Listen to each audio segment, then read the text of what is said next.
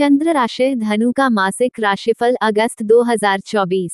स्वास्थ्य। यह महीना स्वास्थ्य के दृष्टिकोण से ध्यान देने वाला महीना साबित हो सकता है। राशि स्वामी पूरे महीने सातवें यानी कि रोग भाव में रहेंगे और उनके साथ पंचमेश और द्वादश्रेष्ठ मंगल की युति रहेगी तथा पंचम भाव पर वक्री शनि की दृष्टि होगी। इससे स्वास्थ्य में समस्याएं आ सकती हैं। आरोग्य कारक सूर्य महाराज भी 16 अगस्त तक आपके अष्टम भाव में विराजमान रहेंगे। विशेष रूप से महीने का पूर्वार्ध स्वास्थ्य के दृष्टिकोण से संवेदनशील रहेगा। इस दौरान आपको छोटी बड़ी हर समस्या के प्रति सावधानी रखनी चाहिए और अपने स्वास्थ्य पर ध्यान देना चाहिए। पेट से जुड़ी समस्याएं, कंधों या जोड़ों में दर्द, गठिया, बाई और आंखों से जुड़ी समस्याएं इस समय में आपको परेशान कर सकती हैं। इसलिए इस दौरान अपने स्वास्थ्य पर नियंत्रण बनाए रखने की कोशिश करें और आवश्यक होने पर दवाई जरूर लें। इससे आप स्वस्थ हो सकते हैं। महीने का पूर्वार्ध ज्यादा ध्यान देने वाला होगा, जबकि उत्तरार्ध अपेक्षाकृत स्वास्थ्य में सुधार लेकर आएगा।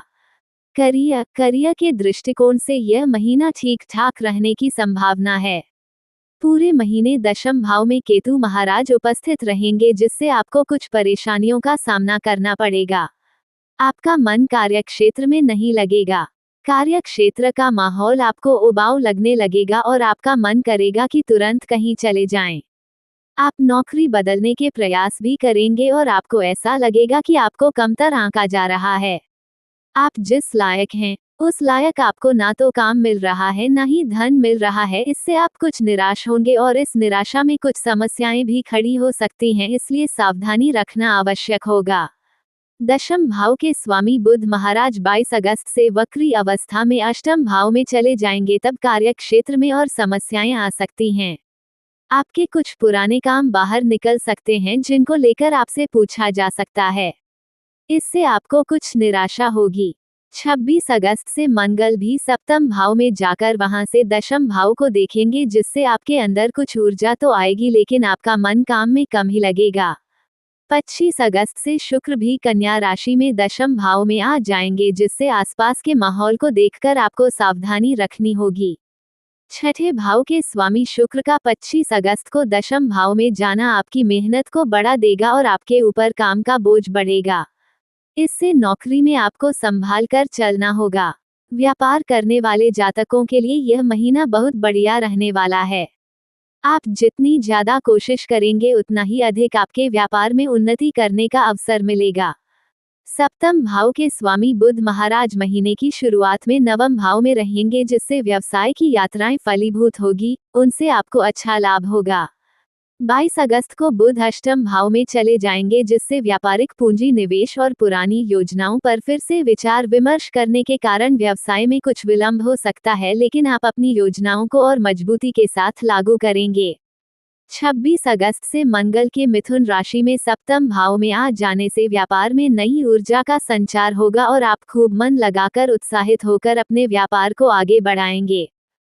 प्रेम विवाह व्यक्तिगत संबंध। यदि आप किसी प्रेम संबंध में हैं तो महीने की शुरुआत में मंगल महाराज आपके अष्टम भाव में विराजमान रहेंगे, जो कि आपका पंचम भाव के स्वामी हैं, और वक्री शनि महाराज की दृष्टि पंचम भाव पर रहेगी, जिससे प्यार में समस्याएं बढ़ सकती हैं।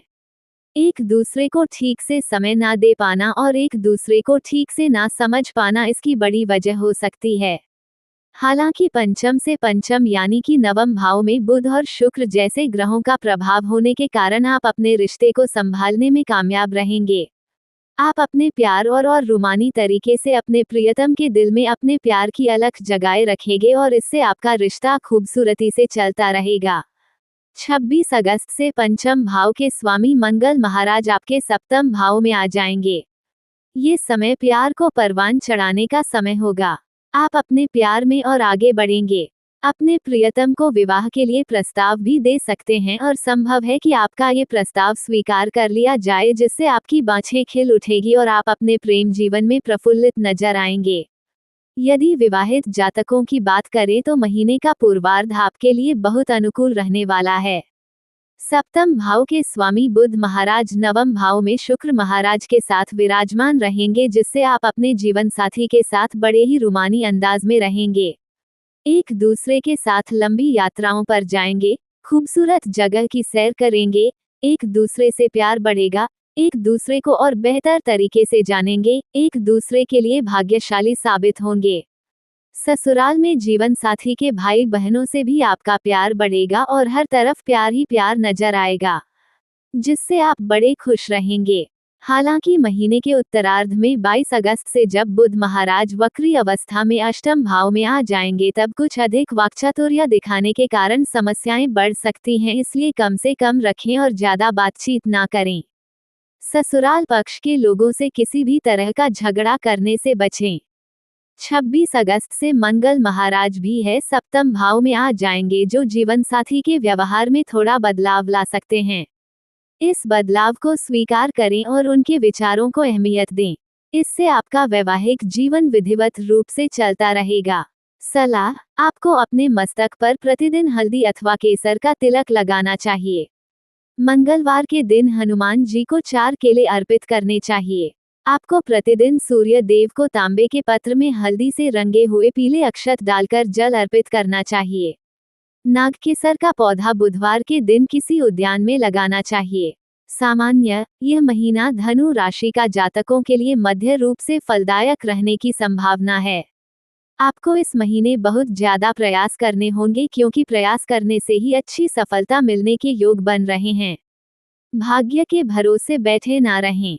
आपके प्रयास महीने के पूर्वार्ध में आपको अच्छी सफलता देंगे और महीने के उत्तरार्ध में भाग्य का सहारा आपको प्राप्त होगा, जिससे आपके सभी रुके हुए काम बनते चले जाएंगे।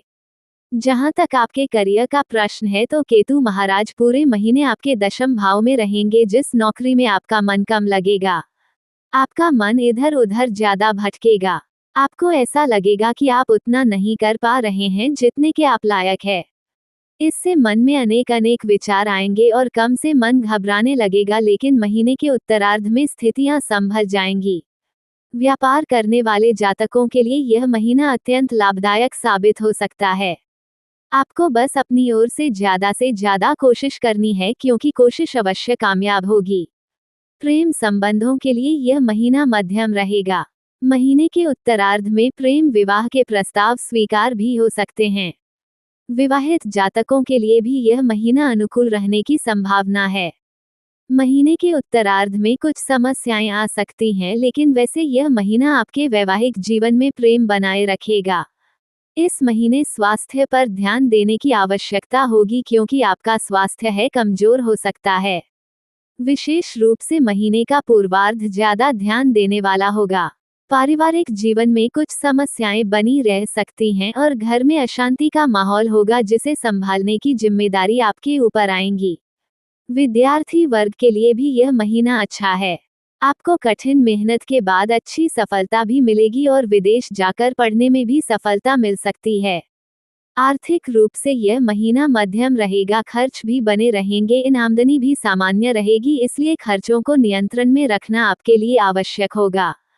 वित्त: यदि आपकी आर्थिक स्थिति को देखा जाए तो यह महीना आर्थिक रूप से मध्य ही रहने की संभावना है, इसलिए आपको अपने आमदनी का सही प्रबंधन करना होगा।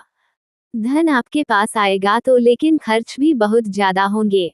मंगल और बृहस्पति द्वादश भाव पर पूर्ण दृष्टि डालेंगे, जिससे खर्चों में अधिकता रहेगी।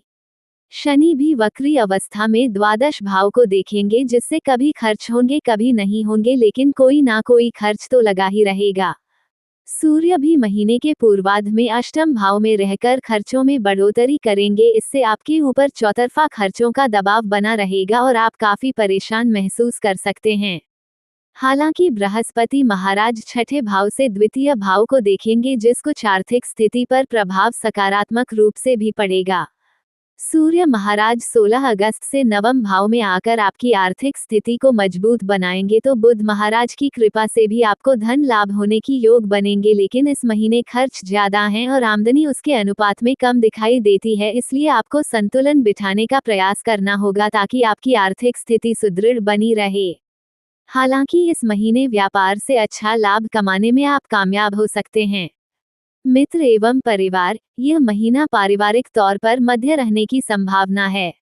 दूसरे भाव के स्वामी शनि महाराज महीने के पूर्वार्ध में तीसरे भाव में रहेंगे, जिससे आप अपने भाई बहनों की मदद करते हुए दिखाई देंगे। उन्हें आपकी मदद की दरकार होगी और आप भी पीछे नहीं हटेंगे। सूर्य महाराज अष्टम भाव में बैठकर दूसरे भाव को देखेंगे, जिससे पारिवारिक जीवन को लेकर आपके पिताजी काफी सोच विचार करेंगे।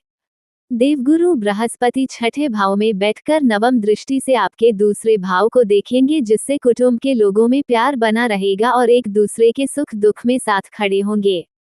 चौथे भाव के स्वामी भी देवगुरु बृहस्पति हैं, जो छठे भाव में विराजमान हैं और चौथे भाव में राहु महाराज पूरे महीने विराजमान रहने वाले हैं। इससे कुछ समस्याएं खड़ी हो सकती हैं।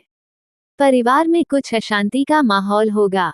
लोग एक दूसरे की परवाह थोड़ी कम करेंगे, फिर भी देवगुरु बृहस्पति की कृपा से परिस्थितियों संभाल सकती हैं।